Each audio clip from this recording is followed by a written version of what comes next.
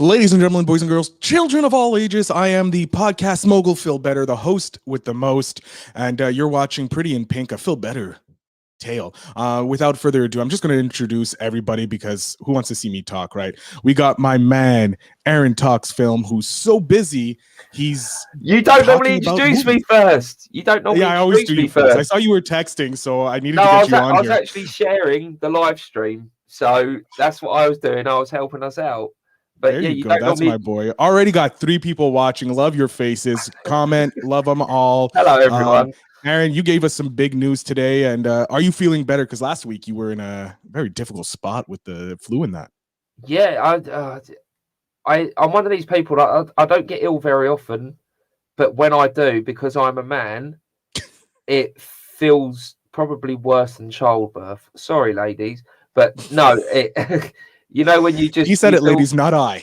Yeah, you know when you just feel absolutely terrible and you just can't do anything. It's been like that for a few weeks, but I think I'm about 95% better. There's still a little linger of the flu in there, but you know, as you know, I'm a parent, so I can't really dwell on it too much. Yeah, you got no breaks. Going. You just go 100. That's it. I just have to keep going, but hey, that's what we do. That's what men do. We just have to keep going. We just punch through it, right? We have those skulls and we punch through it. Not that they're worse or better than anyone else's. But I'm going to bring in the third member of this crew, Mr. Multi-millionaire himself, the man with so many nicknames, I don't even know what to call him anymore. It's Aloe Skincare. How you doing? Look at those guns. So everybody knows before in the green room, we were all like showing off our guns because Aaron was like, I'm going to get into the gun. And so Al shows up sleeveless, as he's known to do, and he's showing off those 24-inch pythons. First and foremost, I should be offended that you didn't put me as the first kind of announcement. So I should probably hit you on that one, but I don't because you just look so pretty.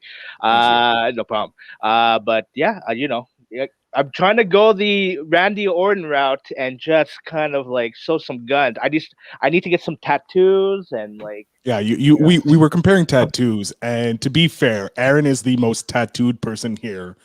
Out of the 3 of us, just his arms alone. He probably has something on his chest too. I wouldn't be surprised if he has got that like fiery eagle on the chest. Oh, he's got the Batman symbol, of course. Nice. He does, over the nipple. Plus, on his hand, he has the Gauntlet of Infinity Stones. So that's a badassery right there. Look at that. Sick.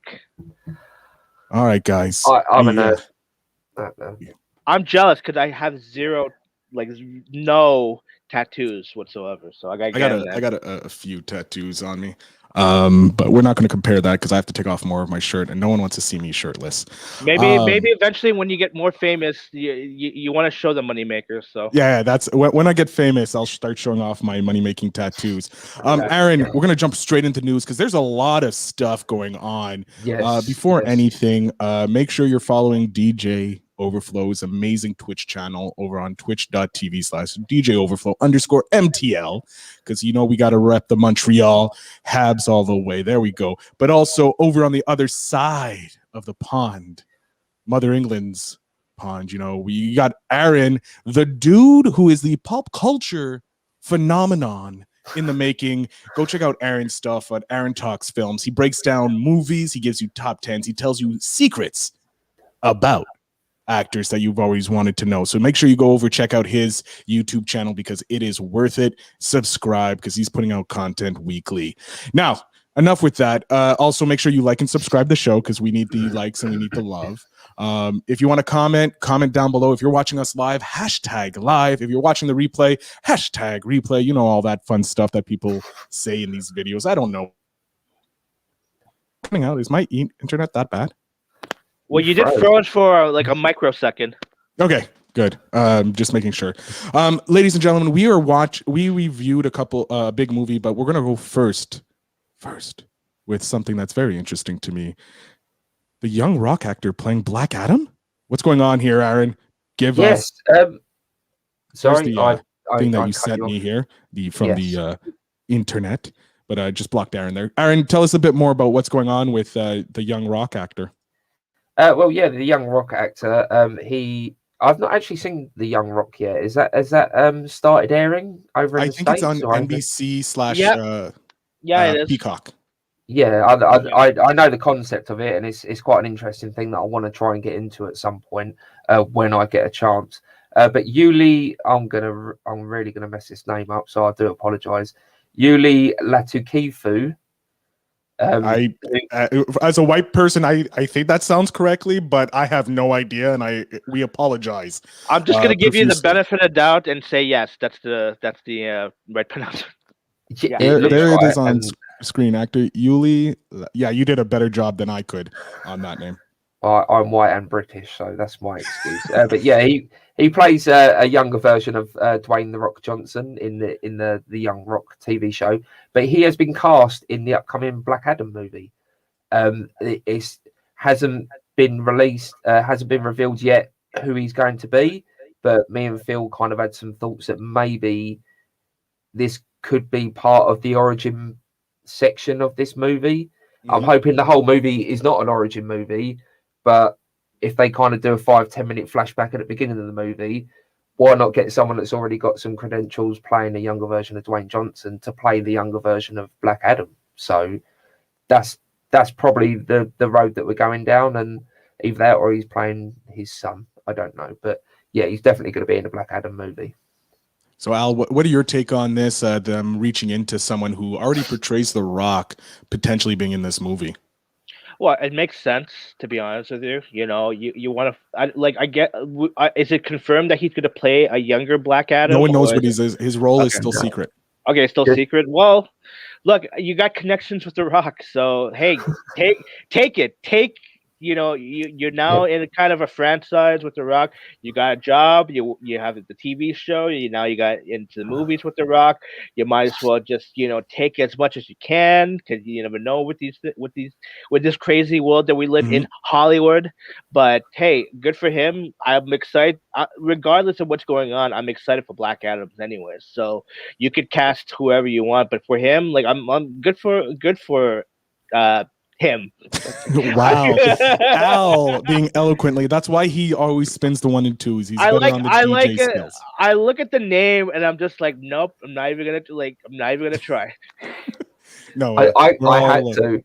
This is my job. I had to. Yeah, that's your job. That's why I gave you this job. Yeah. So I didn't have to do those difficult pronunciations. I do them enough in my day job. I don't need to do them in my pastime. Moving on to someone that I always love seeing a movie when he's in a movie. You recently told me about the Meg 2 coming back. Yeah, well, I think the Meg done quite well in cinemas. It was a Jaws. Yeah, it wasn't the best movie in the world, but it also wasn't the worst movie in the world. It was just kind of a movie that was there and a lot of people enjoyed. And the thing with Are you trying to be politically correct here? You don't have to on the Feel Better show. We strive for independence here. I thought the movie was fine. I'm just saying it's obviously done well enough to warrant a sequel. So the sequel is coming. That's the big news, is that this is going to keep going. You sound disappointed. Like I'm not disappointed because it's not my money. If I don't want to watch it, I don't have to pay for it. It's not our money that's going into this, but it's going to happen. The filming starts early in 2022. It was a fine movie. I mean, I wouldn't be upset if a sequel didn't happen, but at the same time, a sequel is happening, so it's something to watch, I suppose. It's just a nothing kind of movie for me. Am I wrong? The same impact that Jaws had. Yeah, I mean, Jaws is a classic, and it's kind of riding on those coattails. And they tried to do something different, but it's just not that interesting. Al, scary. Your opinion on the Meg? I think I liked it maybe a bit more than you, Aaron. I thought it was just entertaining, and anything with Jason Statham, like, I enjoy. But yeah, I think to a certain degree you don't need to make a sequel. But again, this is a cash grab, so might as well just take it and just But hey, more Statham and more him saving and killing sharks. Hey, I'll take it. Yeah, who doesn't want more sharks being killed and blown up, especially prehistoric sharks? I want prehistoric sharks, not actual sharks, because I like sharks. They're in the water, I'm on land, that's safe.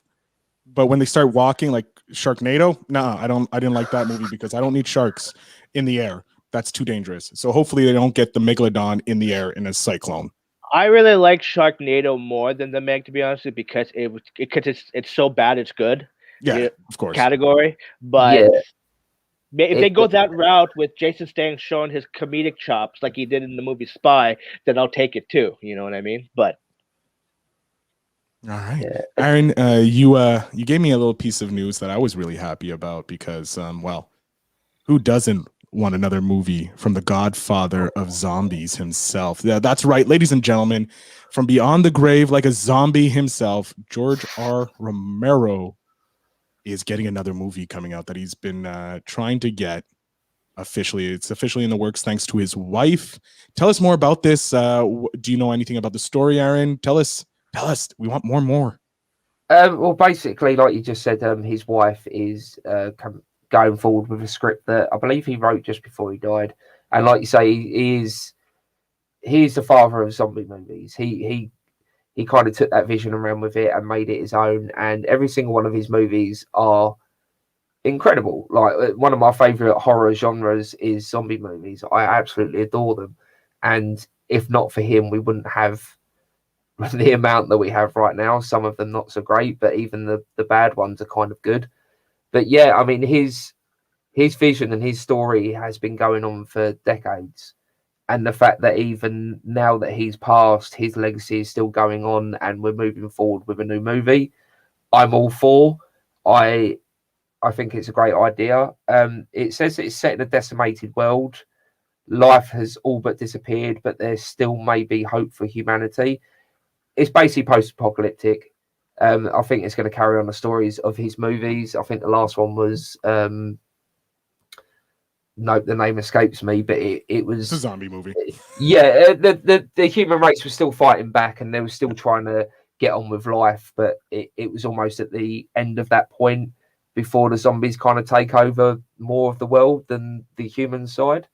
So I think by the sounds of it, this movie is going to go the other way, where you might have a little band of survivors trying to get back. That's the sort of vibe I get from that news headline. But yeah, I'm all for it because I love George Romero and I love zombie movies.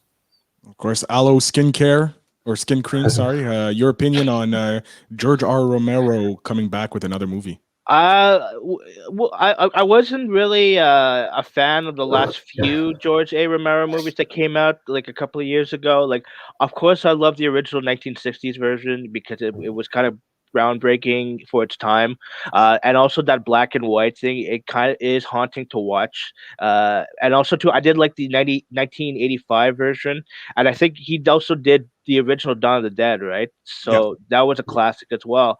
I do have a love for zombie movies, but it all depends on how they like approach certain zombie movies. So it'll be interesting to see what kind of take will be in this new rendition.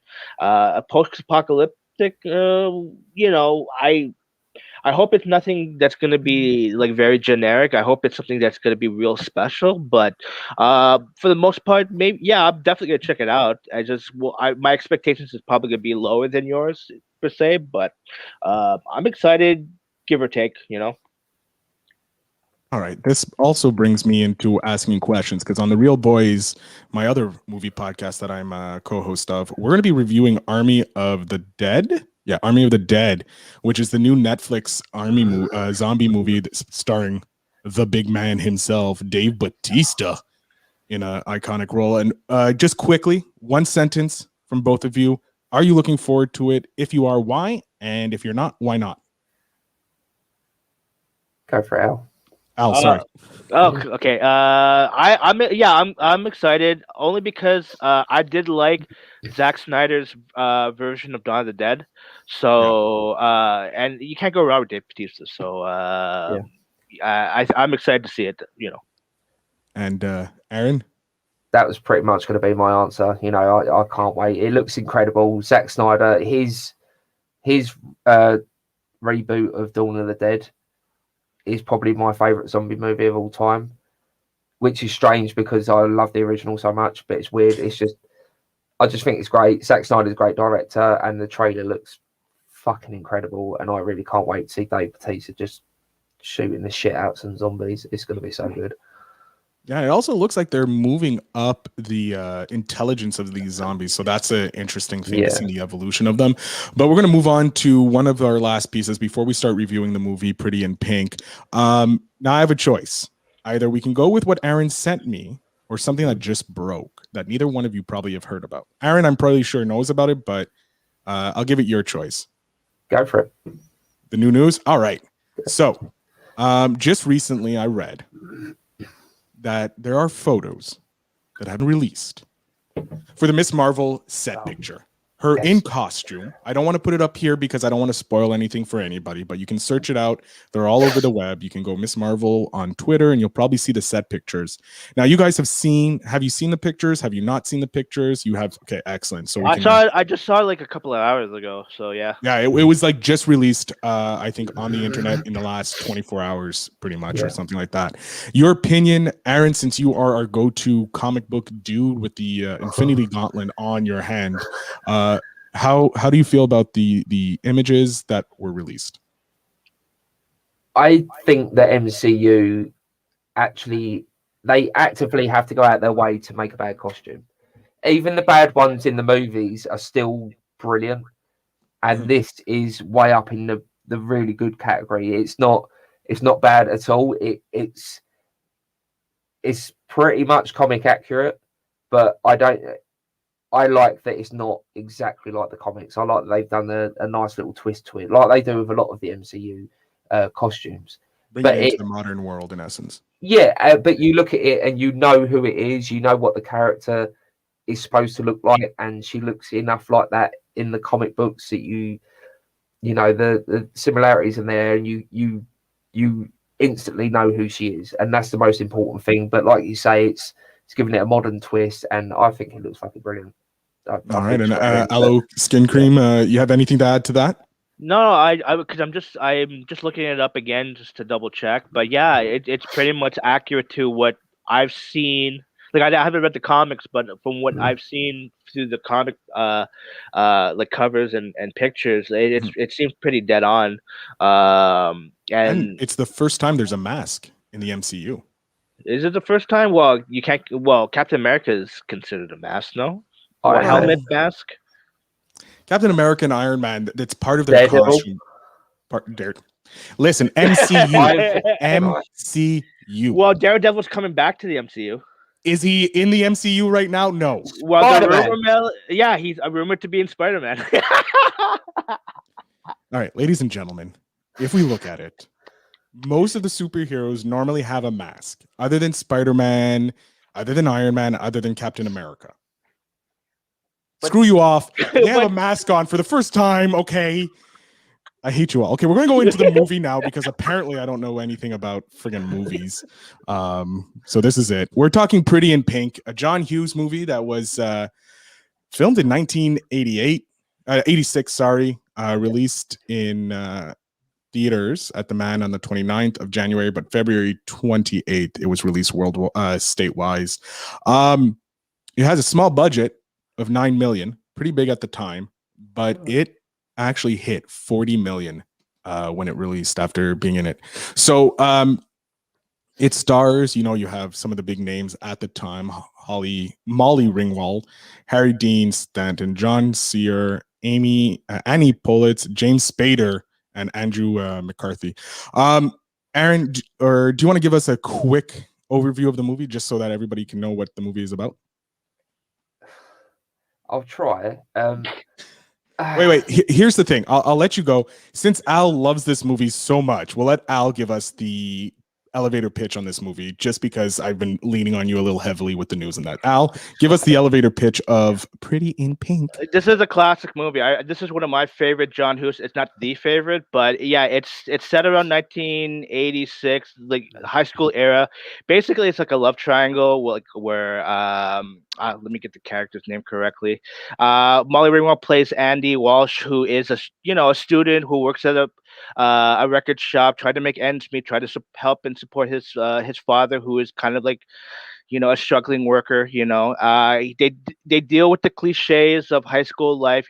She's kind of like the popular, social, and then you know what I mean. He has a friend named Ducky who is also like who's also like one of her best friend, but secretly is in love with her too. So there's kind of like a love triangle mixed to it as well. So and it deals with leading up to prom and leading up to school and leading up to college life. The whole cliche of like high school progression to go right before going into college.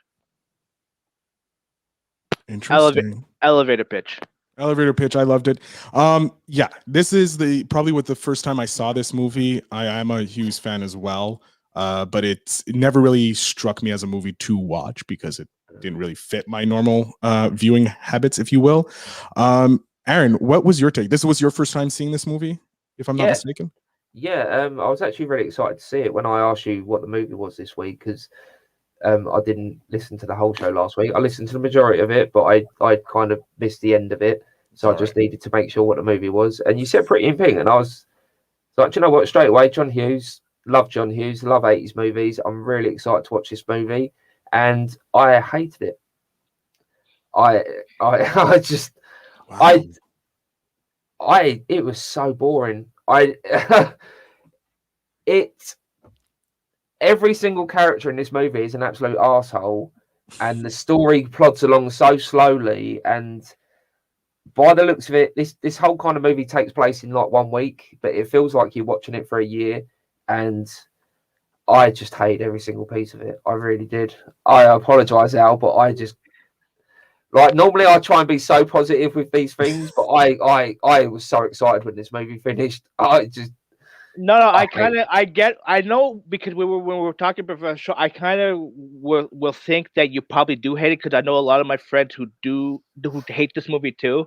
Yeah. The reason why I kind of like this movie, like I see the flaws too, is because the problem is, for me, being a helpless romantic, Ducky. I'm married, so I don't get that. No, but like you're British, you don't do love and romance, you do cold. No. Yeah, with Ducky. With Ducky's character, played by John Cryer from like 2.5 Men, he basically was infatuated and in love with his best friend, which is Molly Ringwald's character, Andy. Yeah. Now, but the thing is, in the end, you think the good guy will end up with the the love interest and happily ever after and stuff like that. No, he gets shafted and jumps into the friend zone basically. So he ends up being with somebody else, which is fine, but the whole purpose is you kind of root for Ducky to like be Molly Ringwald's like love interest, and hopefully they get together in the end and la di da di da, like a typical love story, right? Like our typical high school fantasy. But no, you're right. All these characters are assholes. Like, and then they're high schoolers. Well, yeah, that's it. That's high school life in the 80s. So Andy ends up being with like the best friend of the dude who pretty much bullied her throughout high school. So it's like, oh yeah, you changed my ways, and now I'm a good guy, and blah blah blah blah. But no, it's just, for me, what I like about this is kind of the complex socialite of high school in the 80s, and anything again that revolves around the 80s I love, like the music, the hair, like again, any movie that revolves around being in a record store I love. So because that was ultimately a dream of mine to be if I was like living in the 80s or the 90s, to work at a record shop. But yes, you are right in the sense that these people are complete dicks to each other, but that's high school life too. So I do comparisons to maybe like a lesser, raunchier PG-13 version of, like, let's say like American Pie, but it's just the mentality is in this movie, I find, is you don't always get what you want, but you just kind of have to just go through and just live the motions through life, which is fine. But yeah, it just kind of bugs me a bit about this movie, because I didn't want to say that it's my favorite John Hughes movie, because like, well, I just want to jump in quickly, Al, before you bring up other things. I want to, because you touched on the ending where Andy or Molly was supposed to get with, you hoped, with John Sear, her friend Ducky. The original ending actually had Andy and Ducky getting together, but test audience booed it because they weren't happy with it. Because he's a dick as well. Yep. They're all dicks. Yeah. But he then did they not deserve actually, it. obviously, John Hughes wrote a 5-page ending where obviously the current ending, Andy ends up with Blaine, and they shot this in one day. Yeah. Okay. Also, originally to play Blaine, instead of being Andrew McCarthy, it was supposed to be Charlie Sheen. Yeah, I read that's in the deleted scenes of like what was supposed to happen. Yeah, but Ringwald Molly was like, no, let's cast this guy first. Yeah, apparently Also, they don't get along. Like because I don't know if they were in a movie together or something. But yeah, apparently there was a lot of like teen actor drama amongst the Brat Pack. So but at the time, Molly Ringwald was like the goddess of the mid 80s. So she was the John Hughes queen. Yeah. Also interesting, John Sear wasn't the original person they wanted to be cast as Ducky. Yeah, who was it? It's the man, the legend himself, Robert Downey Jr. Yeah, I heard something like that, but I don't think it would have worked for Downey. But no, and they agreed that the casting of Sear made more sense with the ending that they were going with. Yeah. But yeah, this movie, it's just a rehash. I felt of what people wanted their 80s high school life to be like. Yeah, and it wasn't. Because I went to high school, the kid who was picked on did not become prom queen or did not become prom king. It was Mr. and Mrs. Popular all the time. So this, for me, it fell out like it didn't really feel real. It felt like it was a make-believe story of how someone wanted their high school life to go through, or how it ended.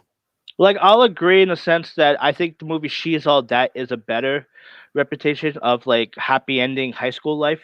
Mm-hmm. You know what I mean? But or even American Pie. He at least got some pie. Well, figuratively and actually. So yeah. No, but Aaron, you've been given the hands to reboot this or do a reboot of it. Now, who are you casting? I don't think it's not just about the cast. It's rewriting the whole story because the whole story is just terrible. No. You can't recast the story stays the same. Who are the actors you're putting in? I got the story over for Al. You get the actors because you know the actors better than Al. I don't want to put anyone else in these situations. That's terrible. It's a horrible movie, and I wouldn't want any actor to have to go through that. I really wouldn't. It's the story needs to be touched up, and the story needs to be made better because. All right. Hold off. Because we already know you're going to slam the story. We don't need to slam the story so much. Okay, all right. We only got 3 minutes left here before the show goes out. Al, make this story better. No, Aaron. You know what, Aaron? You make the story better. I don't want everyone to be dicks. I mean, even Andy, the lead character, the girl that we're supposed to be rooting for to get her man at the end, even she's a dick. I don't know what it is about her, but it's just she's got dickish vibes. She ends up with a guy that treats her like shit over another guy that stalks her and would probably rape her if he had half a chance. Jesus. That's the vibes that I got from him. He's not a nice guy. None of them are nice people in this movie. They're really not. So how would you make this a better story? I'd burn it. Okay, I'm getting you off screen. You're dangerous. Can we mute you? Al, I'm giving you a minute here. Tell us how you would make this a better movie. How can this movie be your number one? How can this? It's American Pie. There you go. That's it. That's all I gotta say. All right, Aaron. Bringing you back on in front here. We got 90 seconds here. Tell us where we can find you and what movie we're watching next. I don't think anyone wants to listen to me anymore. No, sorry. I've got a movie review coming up tomorrow. I forgot the name of it. The new Michael B. Jordan movie. I've started watching Without Remorse, which we just reviewed yesterday on The Real Boys. So yeah, I've not listened to that yet because I want to review it myself first before I listen to anyone else's opinion. But yeah, that's on Aaron Talks Films on YouTube. I'm also on Aaron Talks Films on Instagram and Facebook. I really must start using that page again. Yeah, I'm just Aaron Talks Films everywhere, and you'll find me here every week if Phil doesn't kick me off. You're my go-to guy for pop culture. Being really rude. I didn't want to go that far, but honestly, I did not like this movie. I apologize, Al, but this is. What's our movie for next week? Sorry? Aaron, I want you to randomly point to one of your posters and pick a movie. It's got to be before 2000s, though, isn't it? It doesn't matter. Whatever movie's there, we can probably get. What are we watching? Halloween. We're watching. We haven't done Halloween yet. No, we got but Halloween. We got the original Halloween next week, ladies and gentlemen. That's what we're doing. Aaron, thank you so much. I'll be with you guys in a second. Throwing on Al here. Al, let us know where we can find you, what you got coming up this week. Actually, tonight I'll be on Twitch, just DJing a hip hop set at 9 p.m. Eastern, and I'll be doing that throughout. And then that's pretty much it. And just really quick, Aaron, I would recommend go check out 16 Candles. It's another John Hughes, Molly Ringwald classic. So maybe that'll change your mind in terms of 80s, like high school drama propaganda. So there you go. Getting you off the stage. Ladies and gentlemen, I am Phil Better. This is the Phil Better Show, a movie review. Each week we have the amazing Aaron Talks Film, the man with a million nicknames, Al, on, and we discuss movies. Next week, we're going to discuss Halloween, some of the news that is coming up. And ladies and gentlemen, I want to thank you so much for being part of the Phil Better Show, and I wish you all a good night.